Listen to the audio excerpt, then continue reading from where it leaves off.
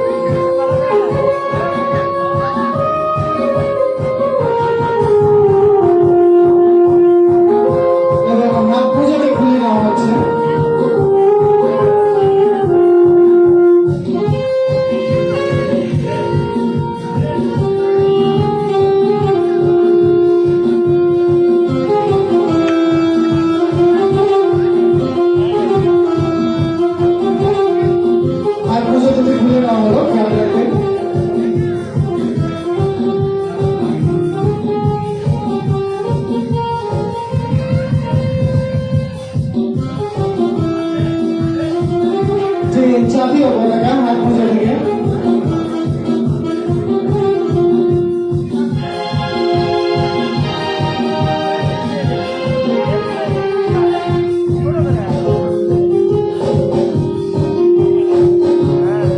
এই পতাকাটি একটি কালো ব্যাগের মধ্যে দেওয়া হচ্ছে খেয়াল করবেন।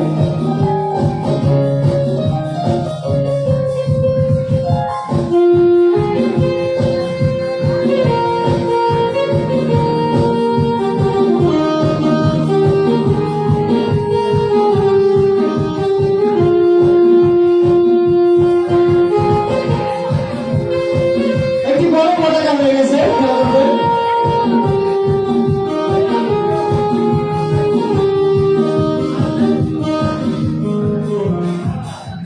সম্মানিত উপস্থিতি দেখলেন এক্সট্রি ম্যাজিক করলেন জাদু প্রদর্শনী। বন্ধুরা আমরা প্রতি শুক্রবার সাথে নিয়মিত কিছু ম্যাজিক দেখিয়ে থাকি, পাশাপাশি অজানা কিছু প্রশ্নের উত্তর খুঁজি। আজকেও আমাদের 3টি প্রশ্ন রয়েছে, আর এই 3টি প্রশ্ন সঠিক উত্তর দেওয়ার জন্য রয়েছে গেন্দা ফুল গাছের চারা। একটি প্রশ্নের জন্য একটি করে চারা।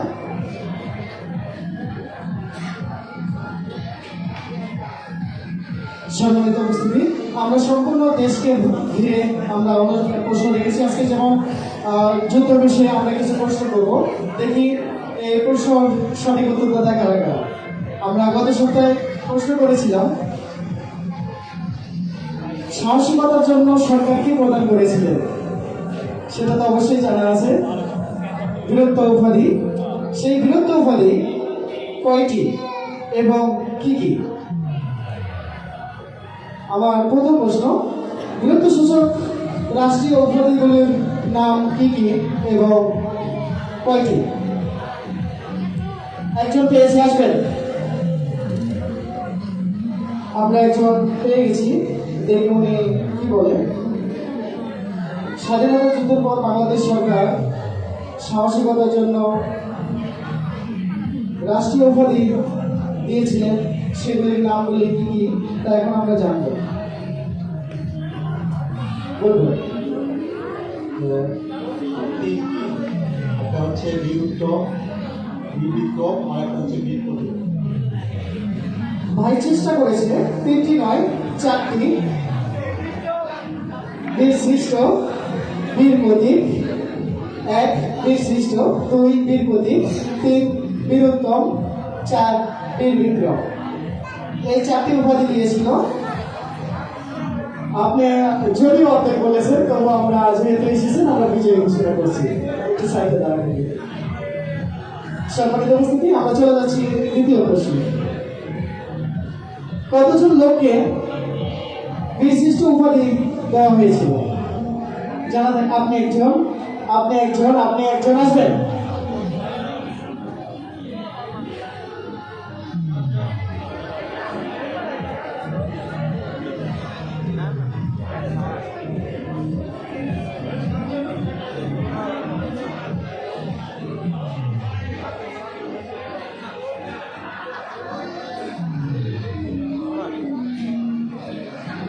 আর কেউ আছেন? নেই। আমরা 2 জন পেয়েছি, 2 জনের মুখেই শুনবো। আগে ইনি বলেছে, ইনি কয়জন বলে শুনি। আপনি একটা প্রশ্ন 2 জন উত্তর করবেন, 2 জনই সঠিক বলেছেন, কিন্তু আমরা 2 জনকে নিব।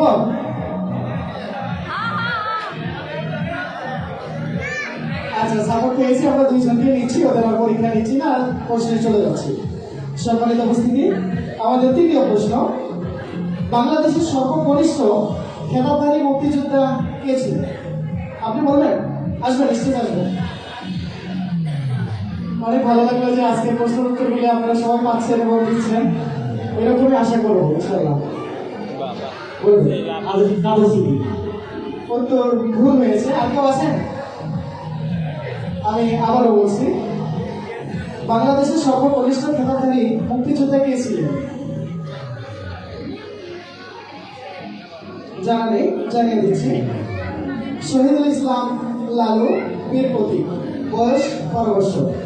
শহীদুল ইসলাম লালু, বীর প্রতীক, বয়স 12 বছর। সম্মানিত উপস্থিতি আজকের 3 জন বিজয়ী ঘাটে গাছের চারাগুলি তুলে দেওয়ার জন্য অনুরোধ জানাবো।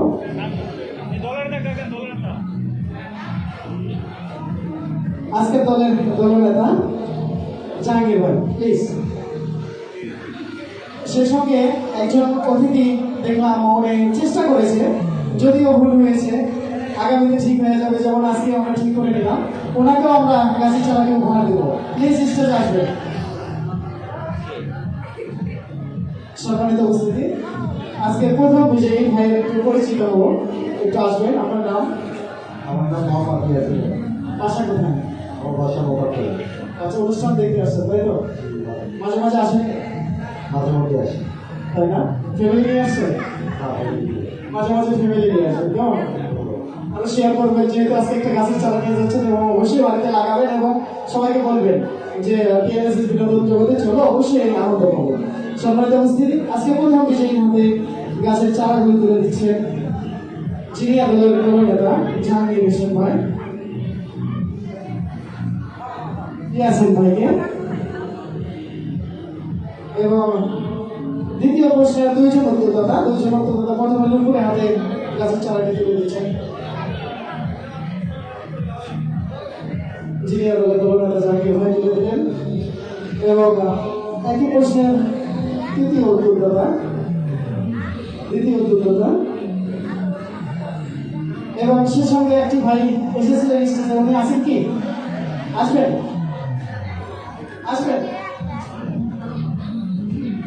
এবং পরিশেষে এক্সট্রিম ম্যাজিক ওয়ার্ল্ডের পক্ষ থেকে আমি একটি গাছের চারা উপহার দিচ্ছি।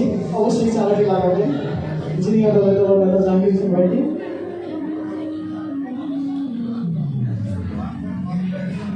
ধন্যবাদ বন্ধুরা, আজ এই পর্যন্ত, দেখা হবে।